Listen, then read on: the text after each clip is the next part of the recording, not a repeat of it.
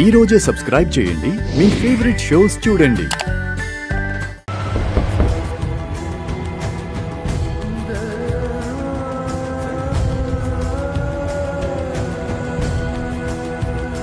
పల్లవి, నువ్వెక్కలేదా?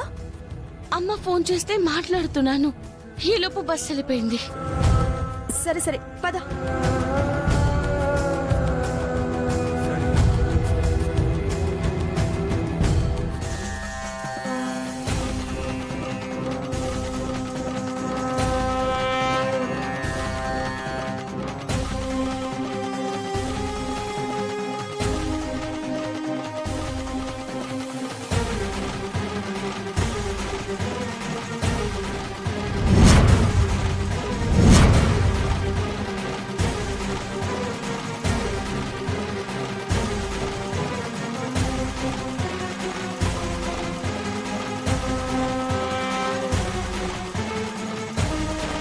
అన్న మీరు వెళ్ళండి.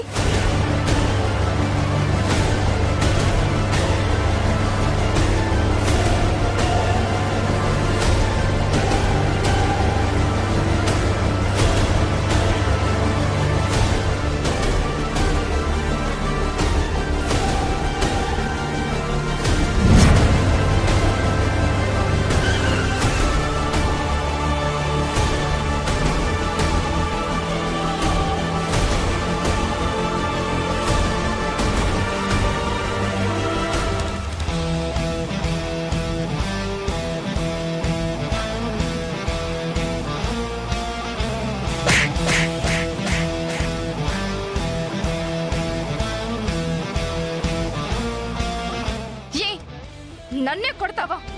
కొట్టడం కాదు, బస్సు టైర్ కింద వేసి తొక్కించేయాలి నిన్ను. నీకు నాకు ఏదైనా ఉంటే చూసుకోవాలి కదా, ఇలాంటి పని చేస్తావా? నేను పరిగెత్తుకుంటూ వచ్చాను కాబట్టి సరిపోయింది, లేకపోతే నేను అనుకునేదే జరిగేది. నువ్వు నాతో పాటు రావడం నాకు ఇష్టం లేదు. నువ్వంటే నాకు నచ్చదు నచ్చదు నచ్చదు. నచ్చకపోతే నోరు మూసుకొనుండు, నాతో మాట్లాడకుండా ఉండు, నా జోలికి రా. కాలేజ్ లో నువ్వు స్టూడెంట్, నేను స్టూడెంట్. నీకు నాకు ఏదైనా ఉంటే పర్సనల్ గా చూసుకుందాం. నువ్వు చేసిన పని గురించి స్టూడెంట్స్ అందరి ముందు చెప్పుంటే ఏమయ్యేదో ఒకసారి ఆలోచించుకో. నిన్ను బస్ లో నుంచి దింపేస్తుండేవాళ్ళు. అక్షిత, అక్షిత వచ్చారా? రండి, ఇంకా రాలేదేంటా అనుకుంటున్నాను. అక్షిత అక్షిత అంటూ భజన మేళం లాగా చుట్టూ చేరి భజన చేయడం కాదు. బుర్ర బుద్ధి ఉండాలని మీ ఫ్రెండ్కి చెప్పండి.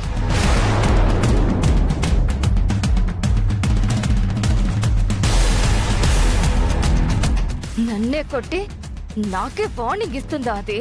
అక్షిత, నువ్వు అనవసరంగా ఆవేశపడి గొడవ చేశావంటే పోయేది నీ పరువే. అందరి దృష్టిలో నువ్వే పాడైపోతావు. ఎటు ఇక్కడే క్యాంపులో కలిసే ఉంటాం కదా, టైం చూసుకొని దెబ్బ కొడదు గాని.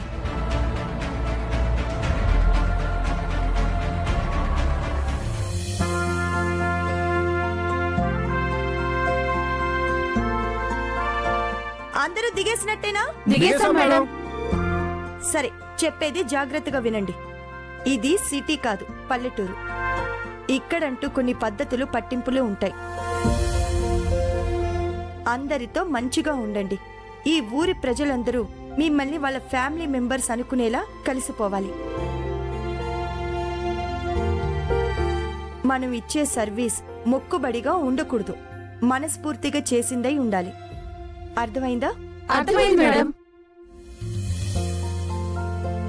నమస్కారం గుండం గారు. మీరు? నా పేరు రామారావు అమ్మా. మీతో ఫోన్లో మాట్లాడింది నేనే. ఆహా, ఓ మీరేనా? నమస్కారం. మీకిక్కడ కావలసిన ఏర్పాట్లన్నీ చేసేసానమ్మా. మీరెన్ని రోజులు కావాలంటే అన్ని రోజులు ఇక్కడ నిశ్చింతగా ఉండొచ్చు.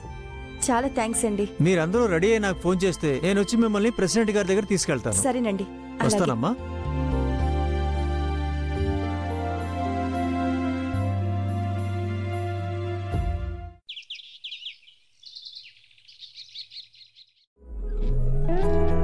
రండమ్మా.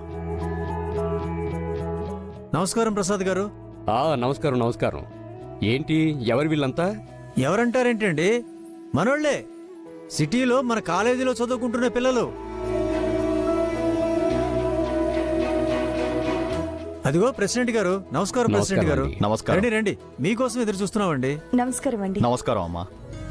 మీరు? అయ్య బాబా ప్రెసిడెంట్ గారు, మీకు చెప్పాను కదండి కాలేజీ పిల్లలు మన ఊరికి వస్తున్నారని. వాళ్ళని ఎంకరేజ్ చేయాలని చెప్పాను కదా. చెప్పావులేవయ్యా. ఊరు చూడడానికి వచ్చారమ్మా? లేదండి, వీళ్ళందరూ మా కాలేజ్ స్టూడెంట్స్. ఎన్ఎస్ఎస్ క్యాంప్ అని చెప్పి ఇలాంటి విలేజెస్కి వచ్చి సర్వీస్ చేస్తుంటాం. అంటే ఏంటమ్మా? అంటే మీ ఊరిని మేమంతా క్లీన్ చేస్తాం, మురికి కూడా కనబడకుండా చేస్తాం.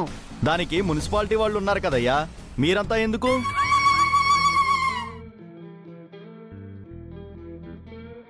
అలా కాదండి, మేమొచ్చి మీ ఊరికేదో చేస్తామని కాదు.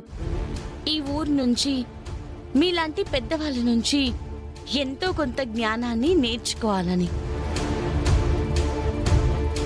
ఈ ఊర్లో ఉన్న సమస్యలేంటి, పెద్దవాళ్ళుగా మీ అనుభవాలతో మీరెదుర్కొంటున్న విధానం ఏంటి, అన్నిటికీ సర్దుకుంటూ అన్నిటినీ అధిరోహించుకుంటూ అందరూ కలిసికట్టుగా మీరు ఎలా ఉండగలుగుతున్నారు, ఇవన్నిటినీ మీ నుంచి తెలుసుకుంటూ ఈ ఊర్లో మేమున్నంతసేపు మా వల్ల అయినంతగా మీకు ఉపయోగపడేలాగా ఏదైనా సేవ చేయాలన్న ఉద్దేశంతో ఈ క్యాంప్ పెట్టామండి.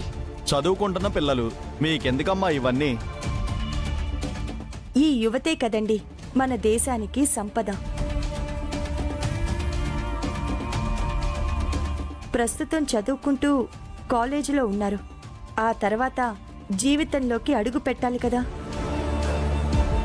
మంచి చెడు, కష్టం సుఖం, నలుగురిలో ఎలా ఉండాలి, నలుగురితో ఎలా ఉండాలి, ఇల్లంటే ఏంటి, ఊరంటే ఏంటి, కట్టుబాటంటే ఏంటి, ఐకమత్యం వల్ల కలిగే ఉపయోగాలేంటి, కలిసిమెలిసి సాటి వాళ్ళకి సహాయపడుతుంటే పొందే ఆనందమేంటి, ఇవన్నీ వీళ్ళకి తెలిస్తేనే కదా వీళ్ళందరికీ లైఫ్లో ఒక పరిపూర్ణత వస్తుంది.